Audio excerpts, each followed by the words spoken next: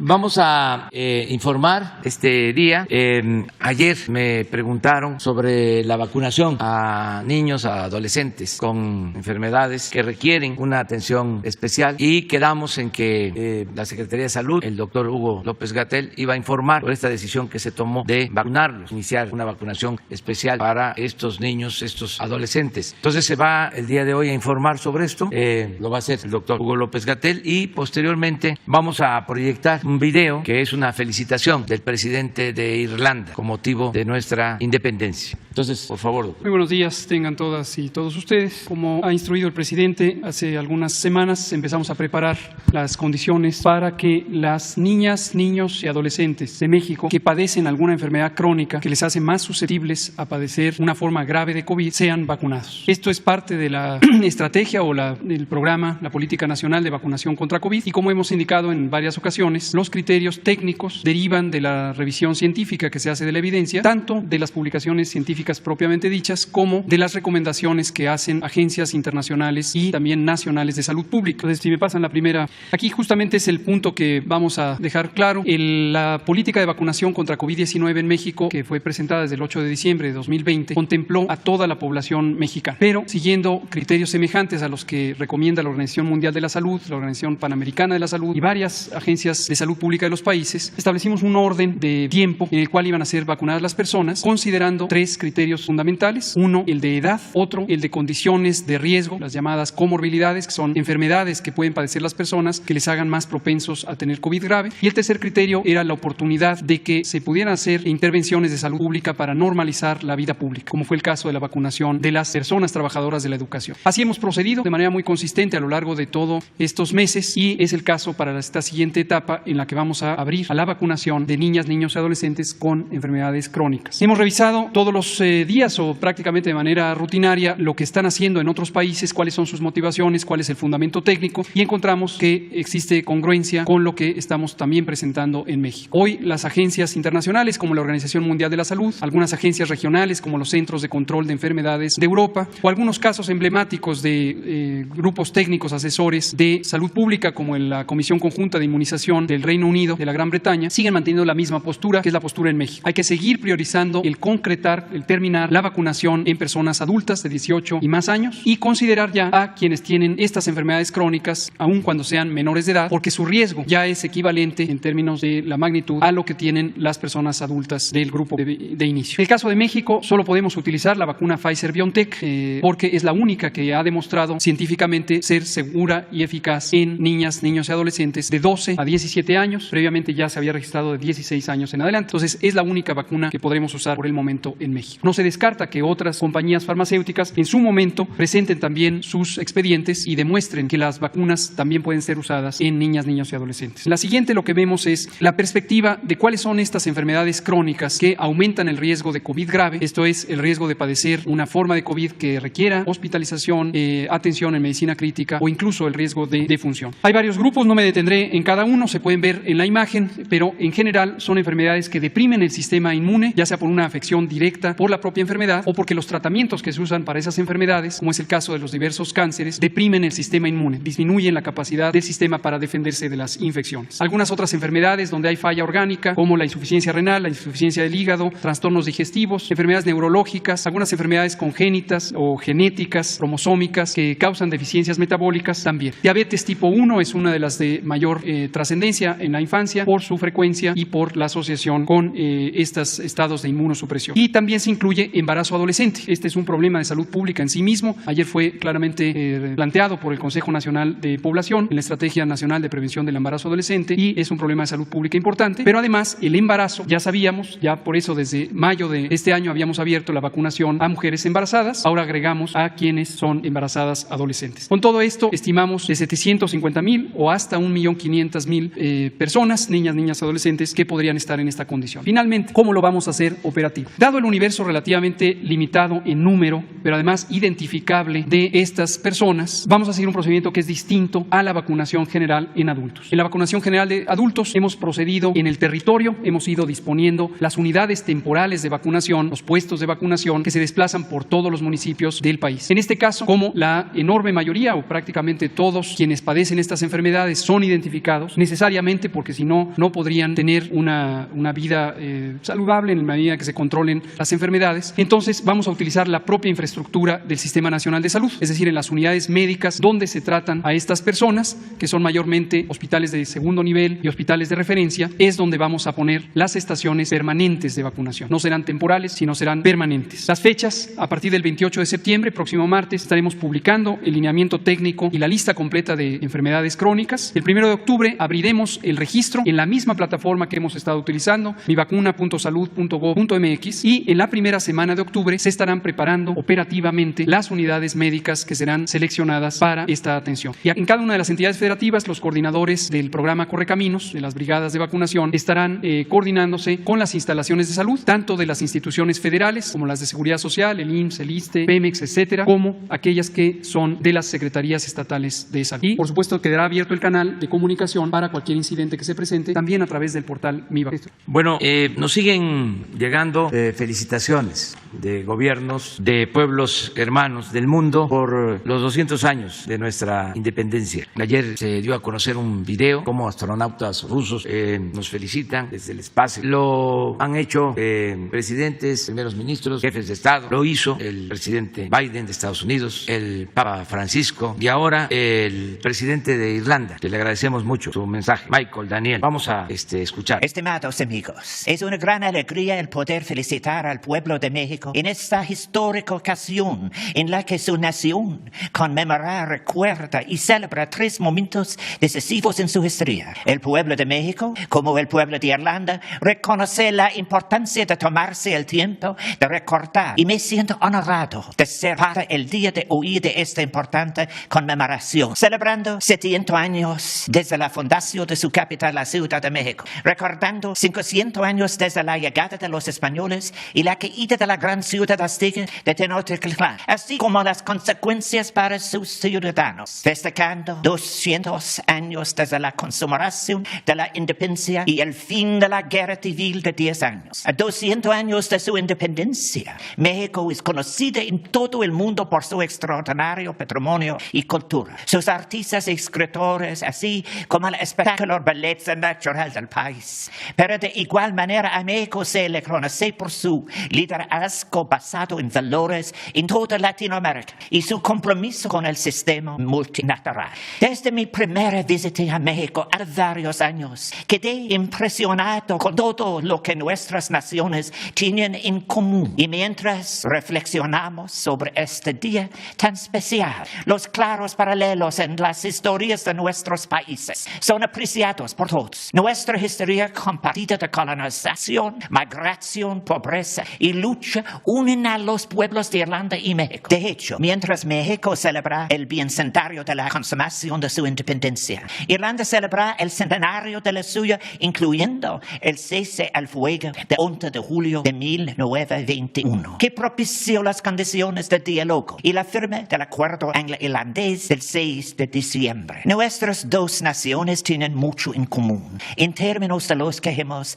alcanzado y lo que nos enorgullece: nuestra independencia, nuestros pueblos fuertes y únicos, nuestro patrimonio cultural por el que trabajamos arduamente para conservar vivo, mientras sigue evolucionando, y el papel que juegan nuestras naciones en el escenario internacional. Tanto Irlanda como México tienen gran experiencia con la migración y nuestras diásporas forman parte esencial de nuestra identidad cultural el día de hoy. Y qué mayor ejemplo que los migrantes irlandeses que jugaron un papel importante en asegurar al México libre y independiente del 2021. Hablamos de Guyon de Lampart, nacido en Wexford, que redactó la primera declaración de independencia en Latinoamérica en la Ciudad de México en 1642 y que fue después ejecutado por herejía por la Inquisición española. Era un documento extraordinario en el que se elegía a un monarca de manera democrática. Proclamaba ideas revolucionarias y ideales. Más de un siglo antes de la Revolución Francesa y más de 1050 años antes del grito de Dolores del cura Miguel Hidalgo en Echinte, que marcó el inicio de la lucha de la independencia de México.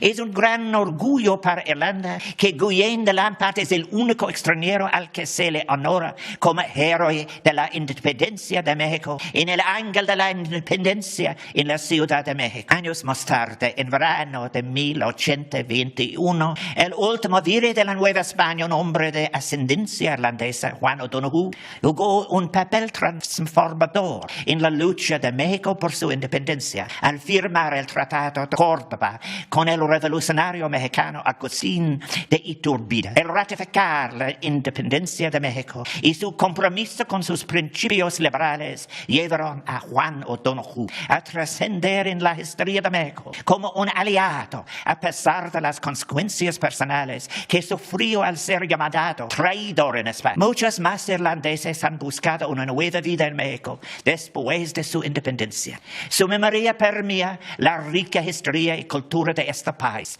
siendo los más notables John Riley, nacido en Clifton, y el Batallón de San Patricio, esos valientes luchadores de Irlanda y otros países europeos que decidieron unirse a la causa del ejército mexicano durante la guerra de 1846 a 1848 con Estados Unidos. Estamos inmensamente orgullosos de que son los únicos extranjeros en el muro de honor del Congreso de la Unión, junto a los demás grandes héroes de la patria. Los descendientes de estos migrantes se encuentran aquí hasta nuestros días, contribuyendo a la vida y la política de México, y la embajadora de Irlanda orgullosamente participa en varias conmemoraciones a los San Patricios cada año. El día de hoy es un placer ser testigo del sólido intercambio entre nuestros pueblos y entre nuestras naciones, intercambios que nos llevarán a una más profundo y sólida relación en el futuro. Admiro mucho el firme apoyo de México al multilateralismo basado en sus principios, y estoy orgulloso de ver que Irlanda y México comparten por tercera ocasión un periodo en el Consejo de Seguridad de las Naciones Unidas. Juntos estamos trabajando por la igualdad de género, apoyando el rol de las mujeres en los procesos de paz y abogando por una resolución pacífica de disputas, así como el respeto a la ley, la protección a los grupos vulnerables, incluyendo la protección de civiles en conflictos armados. De igual manera, estoy muy orgulloso de ver a nuestras dos naciones continuar con la celebración de nuestros profundos lazos de historia y amistad, con una sólida base de un pasado compartido y afinidad cultural. El pueblo irlandés y mexicano se unen a través del comercio, la educación, la cultura y nuestra búsqueda de valores en común en el plano internacional. Como presidente de Irlanda, me permito felicitar calurosamente al pueblo de México en este histórico día. Es mi deseo que los lazos inquebrantables que unen a nuestras naciones, basados en nuestra historia, valores y visión para el futuro que tenemos en común, continúen profundizando. ¡Viva México! ¡Viva Irlanda! Muy bien, muchas gracias, presidente de Irlanda. Vamos a abrir. Dos, y luego nos vamos para atrás. Buenos días, señor presidente. Buenos días, subsecretario. Buenos días a todos y a todos. Diego Elías Cedillo, de Tabasco Hoy, Campeche Hoy, Quintana Roo Hoy, y Diario Basta en la Ciudad de México, de Grupo Cantón. Señor presidente, me permito comentarle, en atención a los hechos recientes de la semana pasada o en estos días, con base en el informe de gobierno que presentó la doctora Claudia Sheinbaum, me gustaría exponerle que todas y todos sabemos que usted tiene dos casas, que son Tabasco y Palenque, pero también conocemos que uno de los lugares donde usted reside es la Ciudad de México, la misma que gobernó hace algunos años cuando fue jefe de gobierno. Sin embargo, presidente, muchos capitalinos consideran que hay cierto abandono debido a que no ha tenido gira recientemente en la Ciudad de México. Presidente, con base en lo anterior, me permitiría preguntarle cuál es el motivo por el cual usted no ha tenido giras en la ciudad y si no le gustaría supervisar de manera personal el trabajo que mantiene el gobierno capitalino en la consolidación de la Cuarta Transformación aquí en la capital del país, y si usted pudiera comentarle a la doctora Sheinbaum si lo pudiese invitar más a los eventos que están en la ciudad, ya que la Ciudad de México pues es suya al fin y al cabo, presidente, con todo este factor de que usted gobernó y que ahorita es presidente de la República. No sé si nos pudiera compartir al respecto de esto, presidente. Bueno,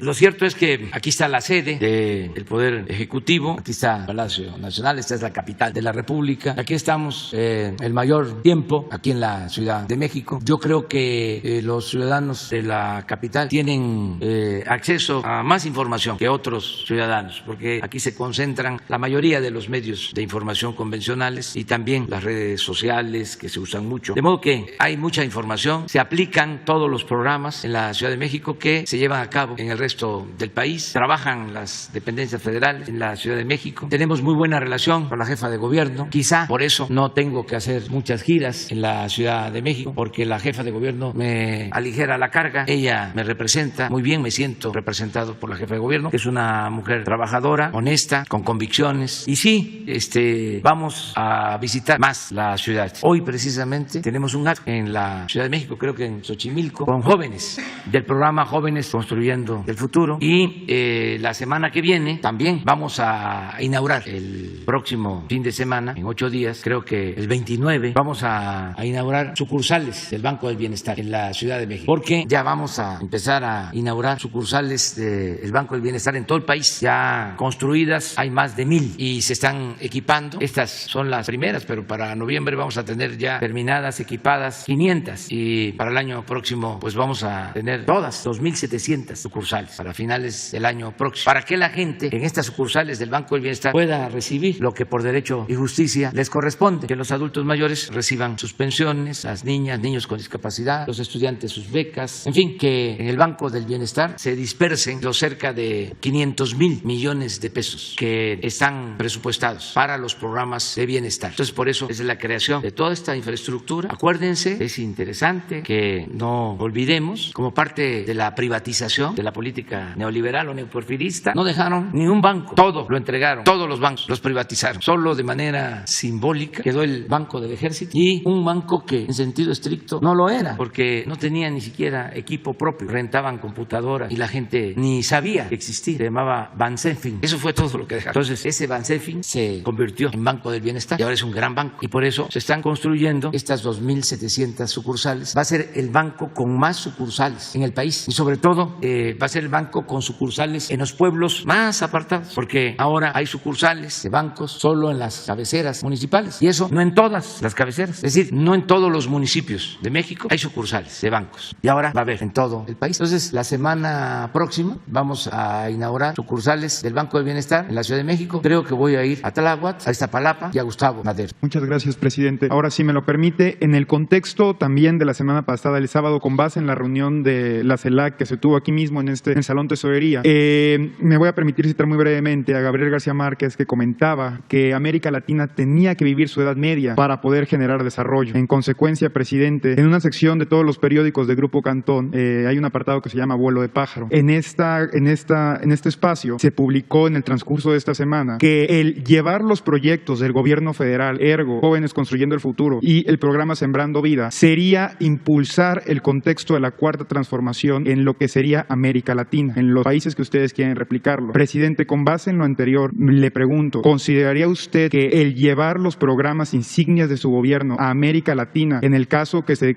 genere la sinergia correspondiente, sería una expansión de lo que implica la Cuarta Transformación para impulsar el desarrollo de América Latina en el mundo, como usted lo había planteado? Gracias. Pues ya lo estamos haciendo. Desde hace 2 años hay un programa de cooperación y se aplican programas en Centroamérica. El de Jóvenes Construyendo el Futuro se aplica en El Salvador, en Honduras, creo que también en Guatemala, y queremos que estos programas se lleven a cabo en todo Centroamérica. Los estamos impulsando porque son programas exitosos, están bien evaluados. El programa Sembrando Vida es único en el mundo porque significa sembrar árboles, frutales, maderables, es reforestar. Es el programa de reforestación más importante en el mundo. Le da empleo a 430,000 personas, 430,000 sembradores que tienen trabajo. No es empleo temporal, es permanente. Se les apoya con un jornal para que cultiven sus parcelas, siembren en sus terrenos ejidales, comunales, en sus pequeñas propiedades. Es una inversión de 26,000 millones de pesos al año, 1,300 millones de dólares. No hay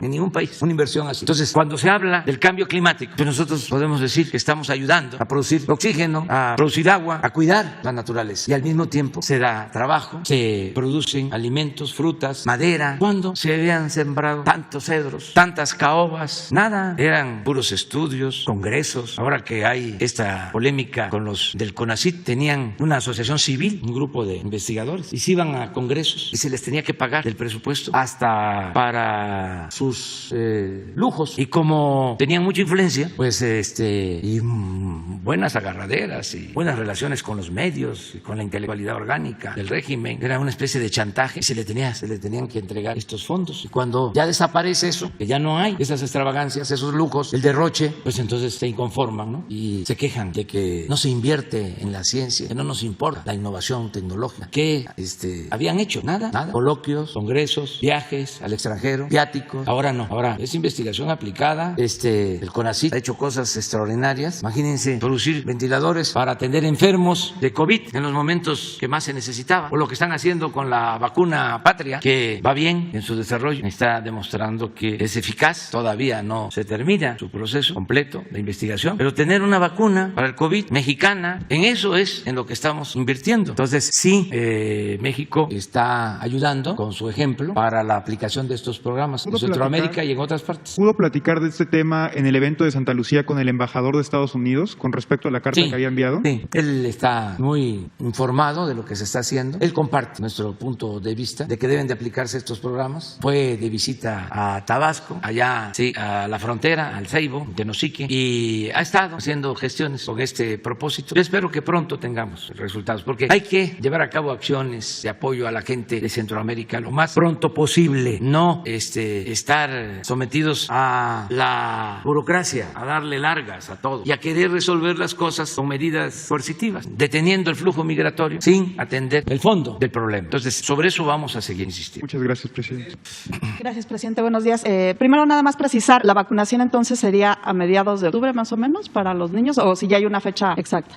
Sí, insisto que a diferencia del programa en adultos, donde vamos por fechas definidas abriendo centros de vacunación temporales en los municipios, aquí empezamos ya, en la primera semana de octubre se estarán haciendo todos los arreglos técnicos, la refrigeración, la cadena de frío, los consultorios específicos donde se van a establecer las vacunas para aquellas unidades médicas que son mayormente hospitales de segundo nivel, hospitales de tercer nivel, donde se atienden rutinariamente a estas personas para que ahí mismo les sean vacunadas. Pero es una operación más semejante a la atención médica que a estas acciones de salud pública. Entonces, empezará en la primera semana de octubre, en la segunda semana de octubre seguramente ya se estarán vacunando y continuará en dispositivos permanentes. Gracias. Presidente, preguntarle qué va a pasar con los migrantes que hay en Acuña. Veíamos ayer que estuvo el titular del Instituto de Migración, ¿qué reporte le da? Si se van a deportar, van a permanecer ahí. Ayer tenía el canciller una reunión con el secretario de Estado, si se llegó a algún acuerdo, ¿qué le reportó? Vamos a esperar a que regrese Marcelo Ebrard. En efecto, está en Estados Unidos y está tratando este asunto y otro. Entonces, si les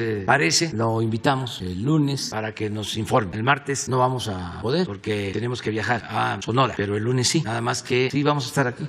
El lunes además, ¿qué agenda tiene? Bueno, va a estar él aquí precisamente porque vamos a dar a conocer lo de la exposición sobre la grandeza de México, con todas las piezas, códices, con todo lo que nos enviaron de otros países. Esta exposición se va a inaugurar el día lunes, que es el día de la entrada del ejército trigarante, formalmente el día de la consumación de la independencia de México, el lunes próximo. Entonces se va a inaugurar esta exposición y vienen a dar a conocer sobre esta exposición la Secretaría de Cultura y el director del Instituto Nacional de Antropología e Historia, para que todo el pueblo sepa en qué va a consistir esta exposición, tanto en el Museo Nacional de Antropología como en el edificio de la Secretaría de Educación Pública, que es un edificio histórico que se va a convertir en un museo dedicado al muralismo mexicano, porque ahí están murales extraordinarios de los muralistas más importantes de nuestro país. También ese día se va a condecorar, se le va a entregar una condecoración a un militar extranjero, a un responsable de los carabineros de Italia, que se ha dedicado, él y su corporación, a rescatar piezas robadas, piezas arqueológicas, piezas que se han robado de México. Y ellos rescatan estas piezas, incluso de subastas, y nos han devuelto estas piezas. Es una labor extraordinaria porque no solo rescatan las piezas robadas, sino que no se quedan con las piezas, las regresan a su país de origen. Esta es una labor extraordinaria y por eso le vamos a dar este reconocimiento especial, porque nos traen también piezas recuperadas en subastas internacionales, en especial en Italia. También ese día pues se va a informar sobre los festejos de la noche, porque se va a escenificar, a haber una representación de lo que fue el ingreso, la entrada del ejército trigarante. Esto va a estar a cargo de la Secretaría de la Defensa. Va a ser a partir de las 8 de la noche, va a ser nocturno. Entonces es todo el lunes. ¿Viene el secretario de Estado? El secretario Marcelo Ebrard, porque a él le corresponde la entrega de esta condecoración, aunque lo voy a hacer yo, pero el trámite formal lo hace la Secretaría de Relaciones Exteriores.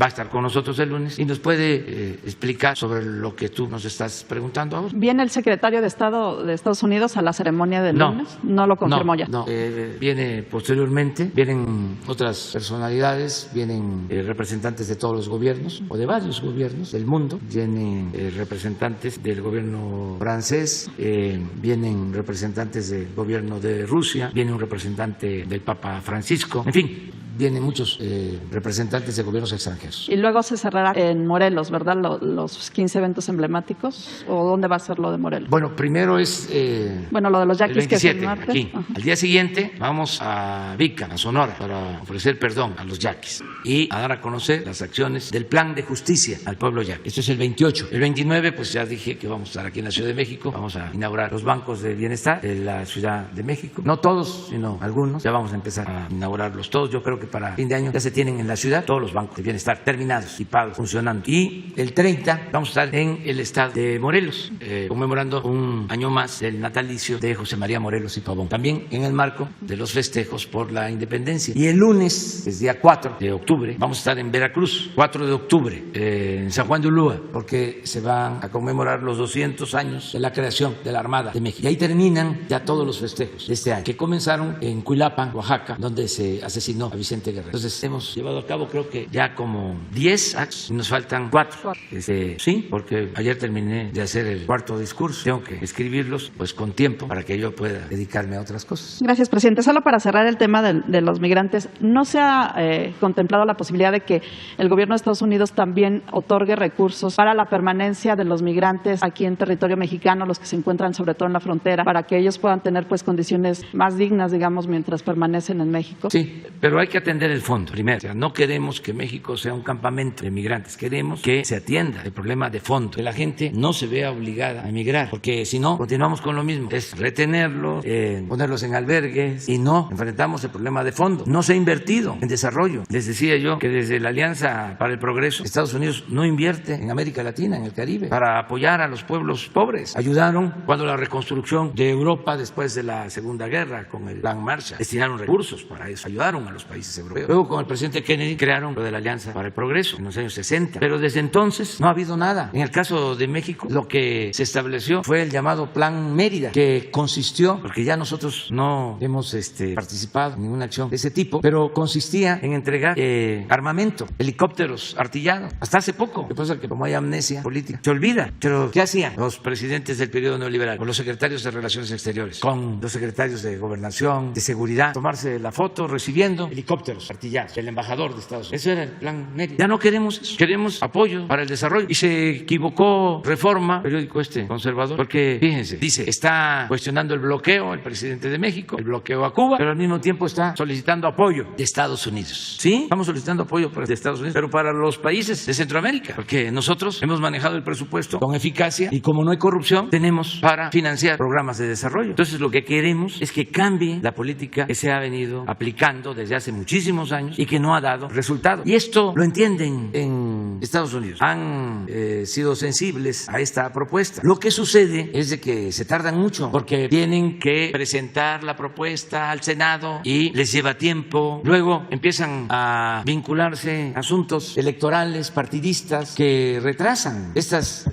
decisiones que son importantes para atender de fondo el problema migratorio y otros problemas. Pero hay muy buena relación y vamos a seguir. También para Haití se tendría que destinar esta inversión. ¿Mande? Y también para Haití se tendría que destinar Claro. esta inversión. Y buscar la forma de que intervenga Naciones Unidas, porque hay un completo desgobierno en Haití, hay muchísima violencia. Bueno, asesinan al presidente y hay bandas de delincuentes en Haití. No se puede olvidar eso. No es solamente atender a los migrantes haitianos que por necesidad salen de su país, por necesidad y por la violencia. Entonces hay que hacer algo. Y aquí la ONU se está tardando. Eso es lo mismo. ¿Y dónde están los organismos de defensa de derechos humanos a nivel internacional? Porque no es dar la espalda, voltear para otro lado. Hay que atender los problemas. Eso es lo que se está proponiendo. Gracias, presidente. Y finalmente, si nos podría hacer un comentario justo de los investigadores que comentaba hace un momento sobre estas investigaciones que se realizan. Hay mucha polémica por estas investigaciones. Sí. Gracias. Pues me envió un informe la directora del CONACYT, la doctora María Elena Gómez Bulla, Álvarez Bulla, y se los vamos a dar a conocer. No sé si lo tiene. A ver si Laura lo presenta, porque ahí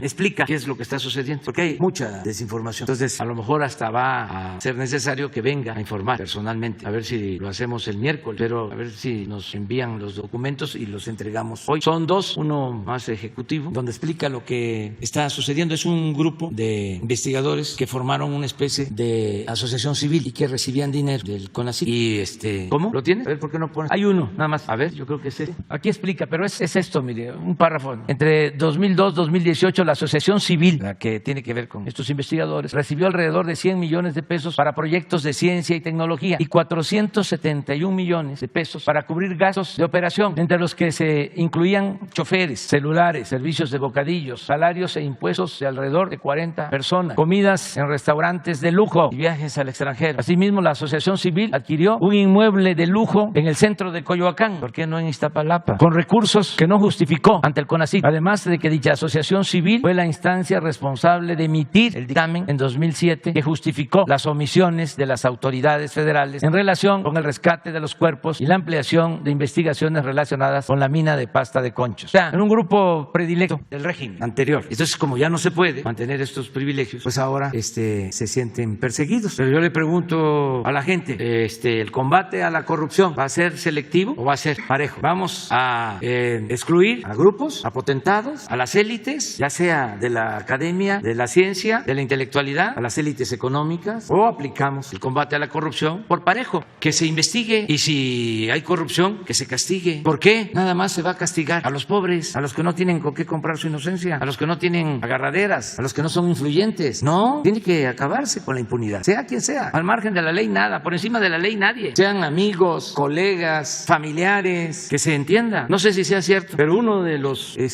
investigadores supuestamente perseguidos se aventó un Twitter ayer, ojalá y lo consigamos, para que vean el nivel moral, porque siempre he dicho que una cosa es la educación y otra cosa es la cultura, y que los grados académicos no son sinónimo de cultura. Se pueden tener altos grados académicos y no tener sensibilidad en lo social ni en lo humano, y no poseer valores culturales, morales, espirituales, porque eso fue lo que hizo el neoliberalismo. También individualizó, dejó sin dimensión social, humana, la educación, la investigación. Ojalá y pueda conseguir. Sí, porque es de uno de estos señores que ofende a Beatriz y me ofende a mí, pero de manera vulgar. O sea, ¿qué tenemos que ver nosotros? Pero es producto de todo un proceso de formaciones que se fueron creando durante el periodo neoliberal. Cuando hablo de que fue peor esto que el porfiriato, en varios aspectos, puedo probarlo. Para empezar, el porfiriato fueron 34 años. Esto duró 36 años y fue un proceso de degradación progresiva, porque no solo afectó lo económico, sino lo social, lo político, lo moral, una decadencia. Entonces, por eso está costando transformar al país. A ver, ¿por qué no lo pone? Se llama el señor, si es real, Aldo Aldarete. Fíjense, este es uno de este grupo. Comiencen con la puta pseudoescritora, pseudoinvestigadora. ¿No saben quién es? La sopilota. Esa idiota que no sabe ni escribir una frase sin faltas de ortografía. Ella no tiene ningún fuero, y gracias al pendejo, loco, imbécil ese al que hoy limpian los zapatos, ustedes dijeron, como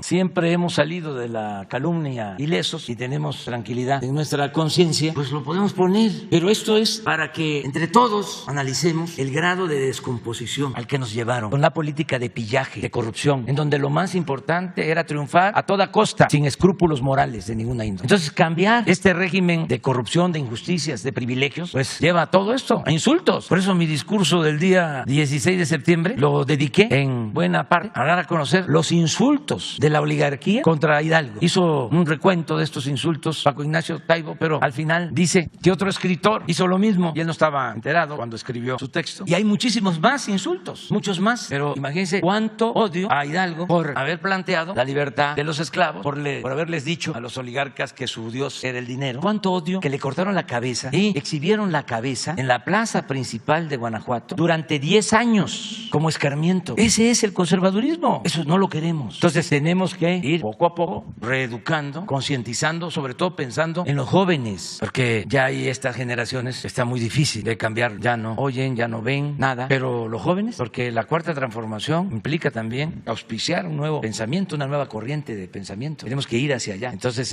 es muy interesante el tema de estos investigadores y en general del comportamiento del conservadurismo en México y cómo el movimiento, que es muy importante de transformación, está logrando que emerja todo esto que estaba sumergido, oculto, tapado por la hipocresía. A ver, los dos. Presidente, muy buenos días. Soy Omar Niño de San Luis Potosí. Traigo un documento de 4 jóvenes que trabajan en la construcción de San Luis Potosí el 25 de julio. Salieron a trabajar a Tonalá, Jalisco, a construir un hotel. Fueron secuestrados, están desaparecidos y las 4 familias son muy humildes y la Fiscalía del Estado de Jalisco no está dándole trámite a la desaparición de los 4 jóvenes. Fueron secuestrados 7 y soltaron a 3 y 4 están desaparecidos. Según la familia, tienen pruebas de que esos 7 jóvenes, los 4 están desaparecidos, fueron entregados a la Policía Estatal de Jalisco y la Fiscalía del Estado de San Luis Potosí tampoco les quiere ayudar. Me han hecho llegar este documento que es todo el expediente y una carta en donde le piden que pues les hace saber sobre su desesperación porque están desaparecidos, se la hago llegar. Por un lado. Por otro lado, y hablando de ese mismo tema, el próximo domingo toma protesta como gobernador Ricardo Gallardo Cardona. En San Luis Potosí hay mucha preocupación y me voy a permitir leerle textualmente una respuesta que Ricardo Gallardo Cardona le dio a un periodista de San Luis Potosí al preguntarle cómo iba a ser el combate a la delincuencia organizada en San Luis Potosí. El gobernador electo respondió: al potosino no le lastima que vayan a matar a un vendedor de droga en una tiendita. La delincuencia organizada es tema del Ejército, de la Marina, de la Guardia Nacional, del presidente. Mi pregunta es, señor presidente, los potosinos a partir del lunes, ¿a quién le vamos a pedir cuentas sobre la lucha contra la delincuencia organizada en San Luis Potosí? ¿Usted se va a hacer responsable como el señor Ricardo Gallardo está mandándole básicamente esta obligación del Estado a la Federación? Esa sería mi primera pregunta. Pues yo creo que todos tenemos la responsabilidad de atender los problemas de inseguridad y de violencia. El gobierno municipal, el gobierno estatal, el gobierno federal, incluso hasta los ciudadanos, cuando sabemos de que se comete un delito, tenemos que denunciarlo, ayudar, llevando a cabo la denuncia correspondiente. Vamos nosotros a seguir garantizando la paz, la tranquilidad, y lo vamos a seguir haciendo con los gobiernos estatales, en colaboración, porque en el tema de seguridad no pueden haber diferencias políticas, partidistas. Hasta en el caso de Guanajuato, por ejemplo, tenemos más diferencias, porque sostenemos que ya lleva mucho tiempo el fiscal de Guanajuato y que sigue estando Guanajuato en los primeros lugares en homicidios. Bueno, aún con esa diferencia, porque no han querido cambiar al fiscal. Y no es que nosotros estemos en contra del fiscal, es que no son buenos los resultados. Entonces, ¿qué pasó hace unos días? Es un lamentable hecho en Salamanca. Llevaron de regalo unas bombas y perdieron la vida los dueños de un restaurante. Ayer, en colaboración con el gobierno del Estado, con el apoyo del Ejército, de las Fuerzas Armadas, de la Guardia Nacional, ya se logró detener a los 2 responsables. Se hizo una investigación conjunta. Entonces tenemos que actuar en estos temas en forma coordinada, aun cuando tengamos diferencias. Entonces yo creo que en San Luis Potosí se va a garantizar la paz, la tranquilidad, como lo merecen los potosinos, y lo va a hacer el nuevo gobernador y lo vamos a hacer nosotros y lo vamos a hacer en forma coordinada. Presidente, no deje de voltear a ver a San Luis Potosí. Hay un gran miedo por los antecedentes del gobernador electo. Ya estuvo en prisión en 2 penales de máxima seguridad. La petición como ciudadano y como periodista es que no dejen de voltear a ver a San Luis Potosí. Incluso los analistas señalan que hasta se pudiera convertir en un narcoestado. Ojalá y no sea así. Esa sería la petición de los potosinos, señor presidente. En otro tema, con el doctor Hugo López-Gatell, me gustaría preguntarle si no están, si con esta vacunación a menores no tienen previsto que no se salga de control los amparos para los menores de edad. En San Luis Potosí, un juez federal de nombre Diego Ávila acaba de otorgar una orden para que se vacunen a 24, un grupo de 24 menores. Al siguiente día subió a 56 y ahorita van más de 100. Se está creando pues una inercia de que hay mucha gente que ya está ahorita contratando despachos para que los jueces federales estén dando estas órdenes.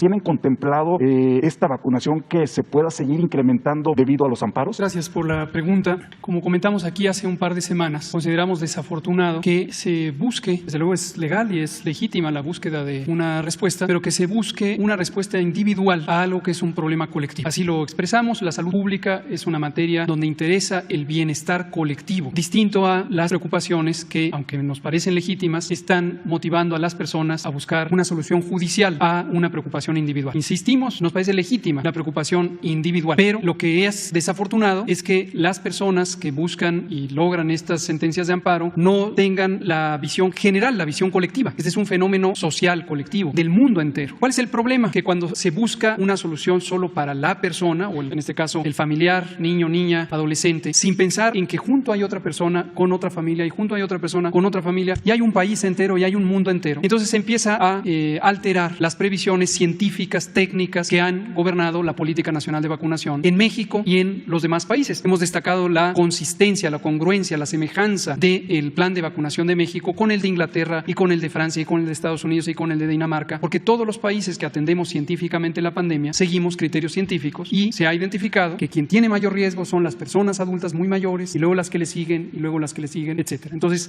cuando lo dije hace un par de semanas, vino una semana de desinformación y la frase que usé en ese momento es un hecho real, constatable. Por cada vacuna que se lleve a un menor por la vía judicial, se le está privando, por lo menos temporalmente, de la vacuna a una persona adulta que puede tener un riesgo mayor. No estamos hablando de que vamos a restringir el gasto y evitar gastar, no estamos hablando de eso, pero esa fue la desinformación que siguió a estas declaraciones esa semana. Las vacunas están garantizadas. El presidente López Obrador desde el principio dijo, esto es una vacuna de acceso universal, pero seguimos criterios técnicos y científicos para que cada quien la vaya adquiriendo en el momento en que se necesita más. Todo mundo quisiera vacunarse. Entonces, por eso es que nos parece desafortunado esta visión extremadamente individualista que lleva a utilizar un recurso, está claro, legítimo, también legal, como es la apelación judicial. Ahora, la otra cosa que aprovecho para aclarar, parece que un senador de la República tenía una confusión importante al respecto, es que nosotros respetamos la independencia de poderes y acatamos las órdenes, las sentencias judiciales. Así lo hemos estado haciendo desde el principio y fue una instrucción explícita del presidente López Obrador, obviamente además una convicción de quienes le acompañamos en el gabinete. Cuando viene una sentencia de amparo, la ejecutamos de manera inmediata y no hemos incumplido ni una. No por ello nos vamos a deprivar del derecho que tenemos también de contraponer recursos de inconformidad en los tribunales de circuito de acuerdo a lo que corresponde con la ley. Estamos haciendo las dos cosas en paralelo para que haya claridad. Acatamos inmediatamente y en los tiempos indicados las órdenes judiciales. Hemos ido vacunando a todas las niñas y niños o adolescentes que se indica, siempre y cuando tengan la condición médica razonable. Si no tienen 12 años y más, no podemos acatar esa orden. Si tienen en el panorama, si tienen el poder defenderse para no poder vacunar. Precisamente es lo que comento. Gracias por la pregunta. Nosotros lo que hacemos es, nos llega una orden, a partir de una sentencia, la acatamos inmediatamente y giramos la instrucción correspondiente para que se vacune al niño, niña, adolescente, siempre y cuando sea con la vacuna Pfizer y sea de 12 años y más. Si nos llega una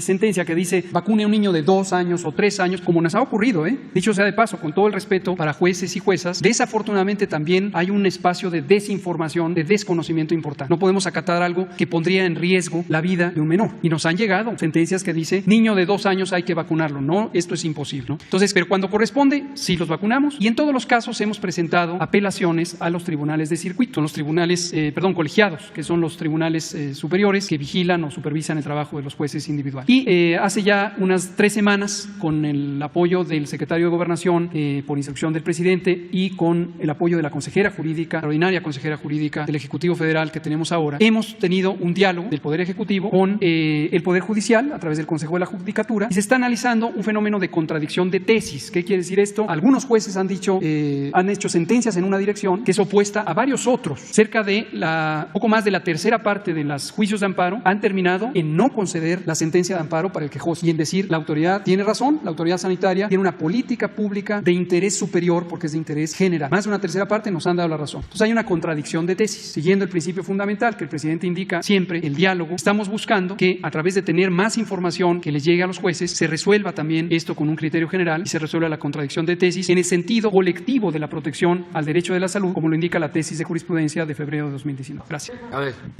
Presidente, subsecretario, buenos días. Fátima Ramírez, del Despertar Político. Presidente, hace unos días se hizo viral la noticia que las momias de Guanajuato, reconocidas como patrimonio cultural, serían trasladadas de su sitio a un nuevo museo, supuestamente porque el actual no cuenta con las instalaciones adecuadas para recibir la cantidad de personas que lo visitan. Para solucionar la falta de espacio, el Ayuntamiento de Guanajuato aprobó la construcción de un centro comercial con 53 locales, el nuevo museo y un estacionamiento de 4 niveles. El 25 de octubre de 2019, el actual ayuntamiento aprobó un acuerdo municipal que regulaba la utilización y la exhibición de las momias con previa autorización de su cabildo, para ahora darle esa facultad exclusivamente al presidente municipal. El proyecto fue respaldado por el gobernador Diego Sinue y para financiarlo, el Congreso local avaló que el municipio adquiera una deuda de 69.900.000 pesos pagadera a 10 años, bajo la justificación que al construir un centro que incluya el museo, pues se va a aumentar la calidad de vida de las familias, se fortalecerá el turismo, la cultura, educación y una derrama económica de 67 millones al año. Sin embargo, presidente, este es un ejemplo más de cómo los gobiernos lucran con el recurso público. Están utilizando las momias para garantizar la afluencia al museo, dado que el área contemplada para dicho museo solo abarca el 24.6% de la construcción y lo demás será un área comercial, que hasta el momento no se ha transparentado quién administrará la plaza, qué tipo de actividad comercial estará en los locales, además de la afectación a las familias que se dedican al comercio y están alrededor del actual museo. Además, en 2016 se utilizó el mismo argumento para que el ayuntamiento invirtiera 1.090.000 pesos para estudios y propuestas con el fin de encontrar solución y ampliar la carga del museo. Aunado a este proyecto mercantilista, se suma la inactividad del Instituto Nacional de Antropología e Historia, ya que desde hace tiempo se ha buscado el reconocimiento de las momias para que sean monumentos históricos muebles, sin que al momento se tenga contestación a la solicitud, además de que el INAH Guanajuato ha autorizado el proyecto con análisis cuestionable. Presidente, la pregunta es esta: ¿tenía conocimiento del tema? Y segundo, ¿se podría solicitar se agilice por parte del INAH el análisis para reconocer a las momias como monumentos históricos y así dotarlas de mayor seguridad jurídica, se dejen de utilizar con fines mercantiles y se deje de hacer negocio privado con recurso público? Pues vamos a pedirle al director del Instituto de Antropología e Historia, a Diego Prieto, para que nos ayude con este asunto que estás planteando. Ya se dio a conocer, seguramente Diego va a intervenir. El INAH tiene que ayudar en todo esto. Hay que cuidar el patrimonio histórico, cultural de México, todo el patrimonio. Y ya presentaste tu denuncia y yo estoy seguro que tanto las autoridades locales, en este caso del municipio, del estado y lo que corresponde a la federación, se va para cuidar este patrimonio. Y como segunda pregunta, presidente, la Secretaría de Cultura informó que una casa de subastas en Alemania está subastando piezas prehispánicas provenientes de esos países latinoamericanos, incluido México, a pesar de una denuncia interpuesta por el gobierno. ¿Qué le ha comentado la secretaria si tenía conocimiento y qué hará el gobierno, dado que la casa de subastas señala que todos los artículos que tienen a la venta tienen certificado de origen que muestra que los objetos se encuentran de forma legal en su país? Eso es parte de lo que se va a tratar el lunes. Por eso el reconocimiento a este oficial de Carabineros de Italia, porque se ha dedicado al rescate de estas piezas, incluso en subastas. Esto lo van a explicar el lunes tanto el director del Instituto de Antropología como la secretaria de Cultura. Va a ser muy interesante el que se conozca qué se está haciendo para rescatar piezas que se han robado de México y de otros países, porque han habido saqueos de patrimonio cultural, artístico de los pueblos, de las naciones. Uno va a un museo en Nueva York, o en Londres, Francia, París, grandes museos, y ahí hay piezas de todo el mundo que pertenecen a países que fueron saqueados, piezas arqueológicas, incluso han trasladado templos completos para museos en las grandes ciudades. Entonces es un tema que se está debatiendo y por eso México quiere ahora hacer este reconocimiento, porque es de lo poco que se hace para que devuelvan estas piezas a nuestros países. Muy bien. A ver, él y él. A ver. Gracias, presidente. Buenos días. Víctor Blogs para México Informa y YouTube Amigos. Presidente, son dos preguntas con los programas sociales. La primera pregunta va establecida con la incorporación de los censos del bienestar, que es para las personas de 65 años. La subsecretaria Ariana Montiel informó en la conferencia de prensa de la Ciudad de México cómo iba a funcionar el censo. En esa conferencia le hicieron una pregunta de si le iban a entregar retroactivos a las personas que iban a ser incorporadas y la subsecretaria respondió que se les iba a entregar un adelanto en el bimestre de noviembre y diciembre con la cantidad de 6,200 pesos. Me han llegado preguntas de los beneficiarios de las pensiones, sobre todo de los censos. Sí, también se va a aplicar en todo el país, como usted lo había comentado, como se había dado la información en Acapulco, de que se iba a incorporar a los adultos mayores en todo el país. Si solamente se va a dar el retroactivo aquí en la Ciudad de México o también se les va a entregar en todo el país. Y también compegado con la pensión de discapacidad, señor presidente, recuerdo perfectamente que usted dio a conocer ahorita por la situación de que empiezan a entrar nuevos gobernadores en los estados. Usted dio a conocer que quiere realizar un censo para las personas con discapacidad de 0 a 64 años, junto con los gobiernos estatales, poner usted el 50% y el gobierno estatal también poner el 50%. ¿Cuándo estaría o para cuándo iniciaría el censo, presidente, de la incorporación de 0 a 64 años? Porque, bueno, sé que ahorita solamente están incorporados 1 millón de personas con discapacidad, discapacidad y bueno, existe también el límite de edad para entregar esta pensión. Esta sería la primera pregunta. Gracias, presidente. Bueno, ya se está inscribiendo a mayores de 65 años. El programa de pensión a adultos mayores incluye ya de 65 años en adelante, pero se están incorporando poco a poco. Hay un plan de incorporación. A ver si viene Ariana a darlo a conocer de nuevo, porque ayuda mucho a informar a los adultos mayores, que nos diga cuánto han avanzado en la incorporación de los de 65 años y más. Yo tengo la información que para marzo del año próximo se concluye el censo por completo, de 65, la incorporación de todos. Y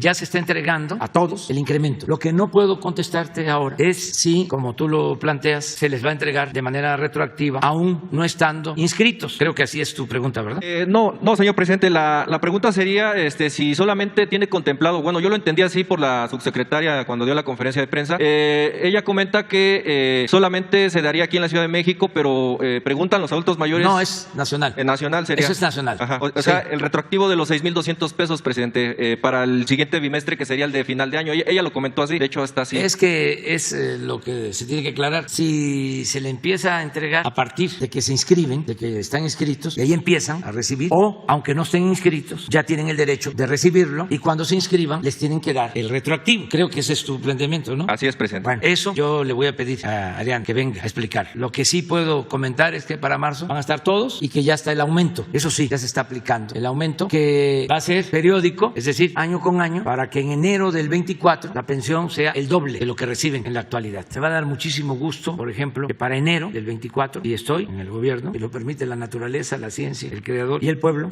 ya una pareja de adultos mayores, eso hasta lo pongo en mi libro nuevo, puedan tener para su alimentación, cuando menos. Entonces sí va avanzando este programa. Entonces va a estar Ariana para que lo explique. Lo otro que planteabas es de la de la discapacidad, personas mayores con discapacidad que puedan ser beneficiadas también con la pensión. Esto va a depender de los gobiernos estatales, porque son convenios que tenemos que hacer. Ya aceptó el gobernador de Sinaloa, es el primero, Rubén Rocha, y ya nosotros también estamos de acuerdo. Entonces, a partir de ahí se va a hacer el censo para incorporar a los que no están ahora en el programa de la pensión por discapacidad, porque nada más se tiene a niñas y niños hasta 18 años. Entonces, falta de 18 a 64, porque ya a partir de los 65 tienen la pensión de adultos mayores. Entonces, todos los que tengan esa edad y los gobiernos de los estados aporten el 50%, nosotros aportamos el otro 50%. Sí, presidente. Bueno, la segunda pregunta, presidente, también viene relacionada con los programas sociales, exclusivamente con las becas.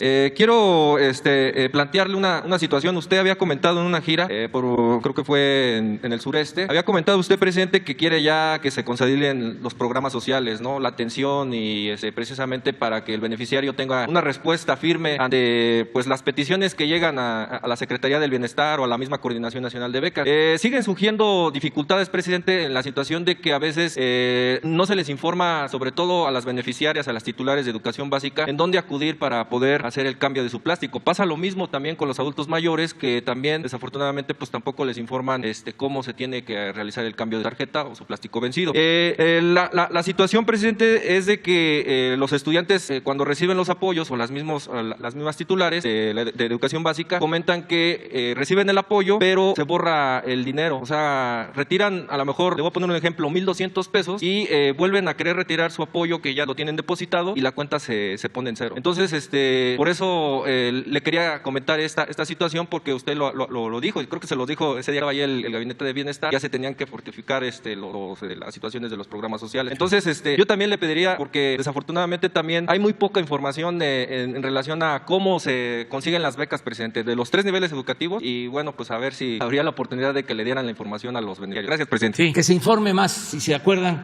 antes venían por las tardes los de los programas de bienestar a informar. Vamos a que vengan ahora en la mañana los responsables de los programas de bienestar, adultos mayores, discapacidad, los de becas, los de jóvenes construyendo el futuro, los que tienen que ver con el Sembrando Vida, los de vivienda, todos que informen para que la gente tenga todos los elementos. Vamos a hacer ese compromiso para que se tenga la información.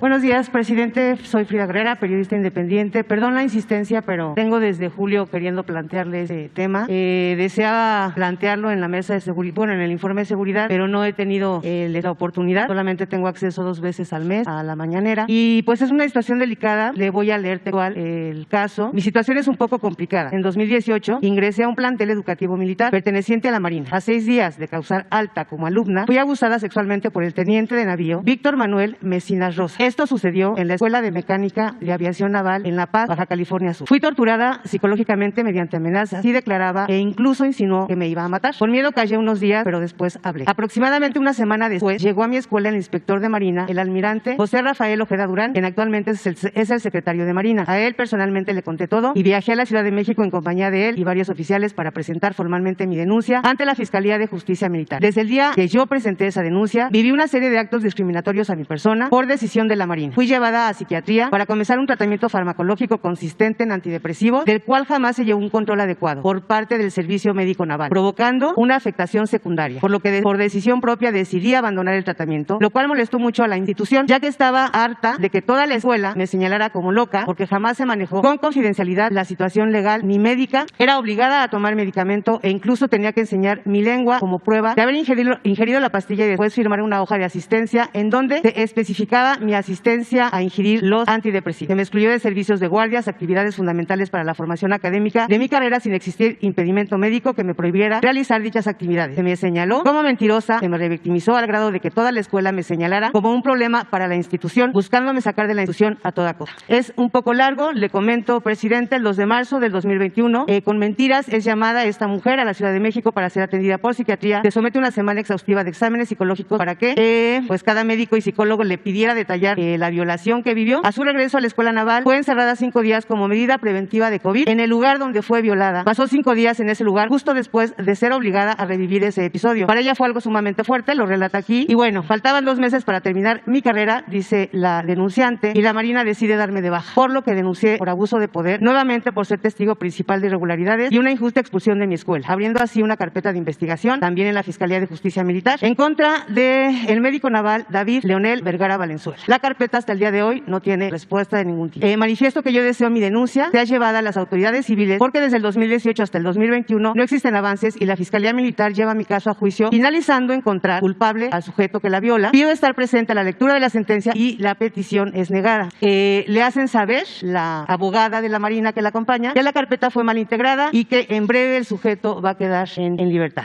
Asimismo, no puede regresar, no ha regresado a la escuela. Ya por solicitud de la denunciante le fue practicada un peritaje por parte de la Sedena para que se compruebe que no es una mujer apta, que es una mujer apta para continuar en la Escuela Naval, situación que la Marina se niega a darle pues ese derecho a terminar primero la escuela, que le faltaban 2 meses, y a de verdad recibir justicia. Es común que los delitos sexuales en estas instituciones pues se escondan, se vicien y al final los agresores son liberados. Ese es mi primer planteamiento. Pues sí, vamos a pedirle al almirante Ojeda, que es un hombre recto e íntegro, al que le tengo confianza, que atienda la denuncia y también lo puede hacer en la Comisión Nacional de Derechos Humanos. Nosotros podemos ayudar para que presente la denuncia en la Comisión Nacional de Derechos Humanos. Sí, presidente, gracias. Inclusive iba a traerle físicamente el documento, pero como han pasado en otros momentos, le planteé en otro momento en mayo el tema de Ligia Canto en Mérida con Medina Sonda, ese sujeto ligado a Granier, que estaba detenido por peculado.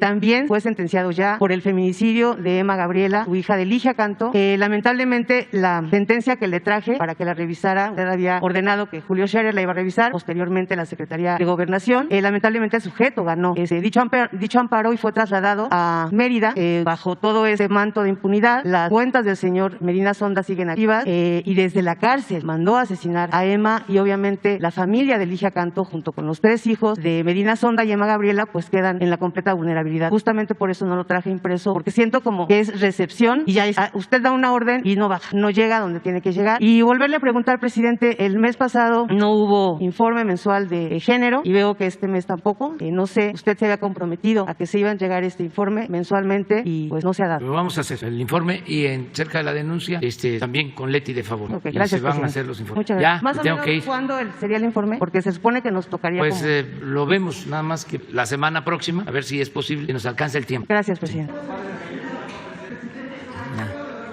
Ya. Vamos a reunirnos hoy con las madres, los padres de los jóvenes de Ayotzinapa y luego les decía que por la tarde vamos a estar con los jóvenes, ahí nos vamos a estar bien, están invitados. No. tengo ese compromiso de ir a la laguna, pero lo vamos a hacer posteriormente. Voy a estar hoy aquí porque tengo esta reunión con padres, madres de los jóvenes de Ayotzinapa. Tengo lo de la reunión de los jóvenes en Xochimilco. Mañana voy a supervisar los trabajos de rehabilitación de la refinería de Cadereyta. Voy y regreso, voy a eso nada más, a Cadereyta. Y el domingo voy a supervisar los trabajos de rehabilitación de la refinería de Minatitlán, eso en la mañana. Y por la tarde voy a supervisar el avance de la nueva refinería de Dos Bocas, en Paraíso. Y regreso el domingo. El lunes ya quedamos que nos vemos aquí temprano, que es el 27. El 28 vamos a Sonora. El 29 vamos a estar aquí. El 30 vamos a estar aquí en la mañana, pero nos vamos a Morelos.